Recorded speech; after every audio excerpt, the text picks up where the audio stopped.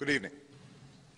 Tonight, I can report to the American people and to the world that the United States has conducted an operation that killed Osama bin Laden, the leader of al-Qaeda, and a terrorist who's responsible for the murder of thousands of innocent men, women, and children. It was nearly 10 years ago that a bright September day was darkened by the worst attack on the American people in our history. The images of 9/11 are seared into our national memory. Hijacked planes cutting through a cloudless September sky, the Twin Towers collapsing to the ground, black smoke billowing up from the Pentagon, the wreckage of Flight 93 in Shanksville, Pennsylvania, where the actions of heroic citizens saved even more heartbreak and destruction. And yet we know that the worst images are those that were unseen to the world. The empty seat at the dinner table, children who were forced to grow up without their mother or their father, parents who would never know the feeling of their child's embrace, nearly 3,000 citizens taken from us, leaving a gaping hole in our hearts. On September 11th, 2001, in our time of grief, the American people came together. We offered our neighbors a hand, and we offered the wounded our blood. We reaffirmed our ties to each other and our love of community and country. On that day, no matter where we came from, what God we prayed to, or what race or ethnicity we were united as one American family. We were also united in our resolve to protect our nation and to bring those who committed this vicious attack to justice. We quickly learned that the 9/11 attacks were carried out by al-Qaeda, an organization headed by Osama bin Laden, which had openly declared war on the United States and was committed to killing innocents in our country and around the globe. And so we went to war against al-Qaeda to protect our citizens, our friends, and our allies. Over the last 10 years, thanks to the tireless and heroic work of our military and our counterterrorism professionals, we've made great strides in that effort. We've disrupted terrorist attacks and strengthened our homeland defense. In Afghanistan, we removed the Taliban government, which had given bin Laden and al-Qaeda safe haven and support. And around the globe, we worked with our friends and allies to capture or kill scores of al-Qaeda terrorists, including several who were a part of the 9/11 plot. Yet Osama bin Laden avoided capture and escaped across the Afghan border into Pakistan. Meanwhile, al-Qaeda continued to operate from along that border and operate through its affiliates across the world. And so shortly after taking office, I directed Leon Panetta, the director of the CIA, to make the killing or capture of bin Laden the top priority of our war against al-Qaeda, even as we continued our broader efforts to disrupt, dismantle, and defeat his network. Then, last August, after years of painstaking work by our intelligence community, I was briefed on a possible lead to bin Laden. It was far from certain, and it took many months to run this thread to ground. I met repeatedly with my national security team as we developed more information about the possibility that we had located bin Laden hiding within a compound deep inside Pakistan.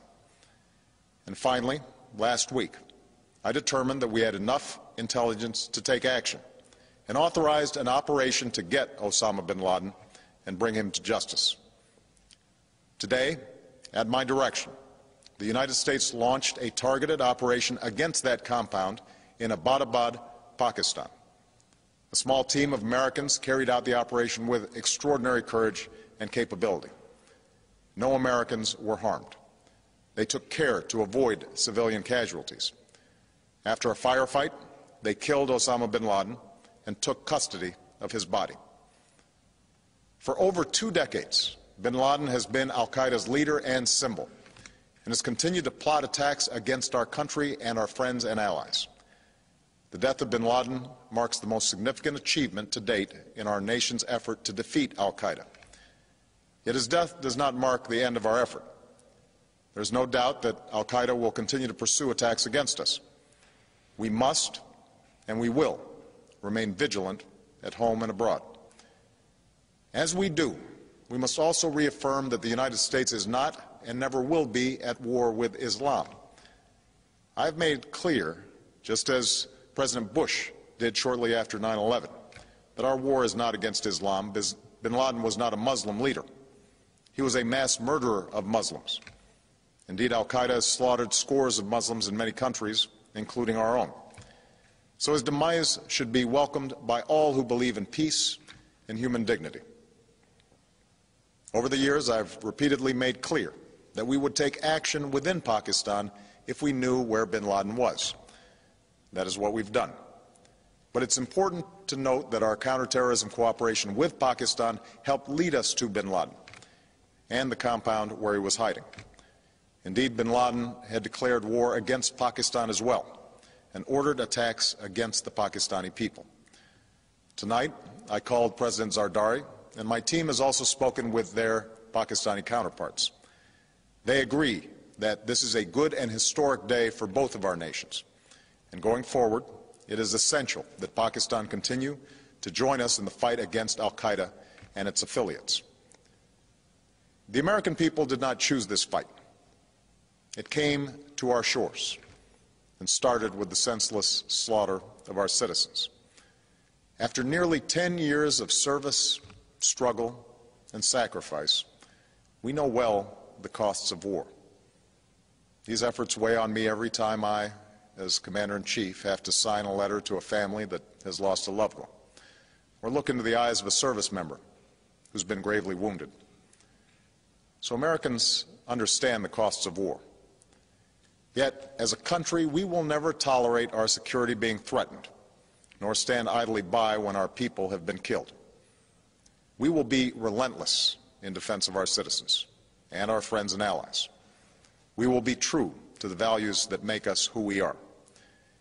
And on nights like this one, we can say to those families who have lost loved ones to al-Qaeda's terror, justice has been done. Tonight we give thanks to the countless intelligence and counterterrorism professionals who've worked tirelessly to achieve this outcome. The American people do not see their work nor know their names, but tonight they feel the satisfaction of their work and the result of their pursuit of justice. We give thanks for the men who carried out this operation, for they exemplify the professionalism, patriotism, and unparalleled courage of those who serve our country. And they are part of a generation that has borne the heaviest share of the burden since that September day. Finally, let me say to the families who lost loved ones on 9/11 that we have never forgotten your loss, nor wavered in our commitment to see that we do whatever it takes to prevent another attack on our shores. And tonight, let us think back to the sense of unity that prevailed on 9/11. I know that it has at times frayed, yet today's achievement is a testament to the greatness of our country and the determination of the American people. The cause of securing our country is not complete, but tonight we are once again reminded that America can do whatever we set our mind to. That is the story of our history. Whether it's the pursuit of prosperity for our people or the struggle for equality for all our citizens, our commitment to stand up for our values abroad, and our sacrifices to make the world a safer place. Let us remember that we can do these things not just because of wealth or power, but because of who we are. One nation, under God, indivisible, with liberty and justice for all. Thank you. May God bless you. And may God bless the United States of America.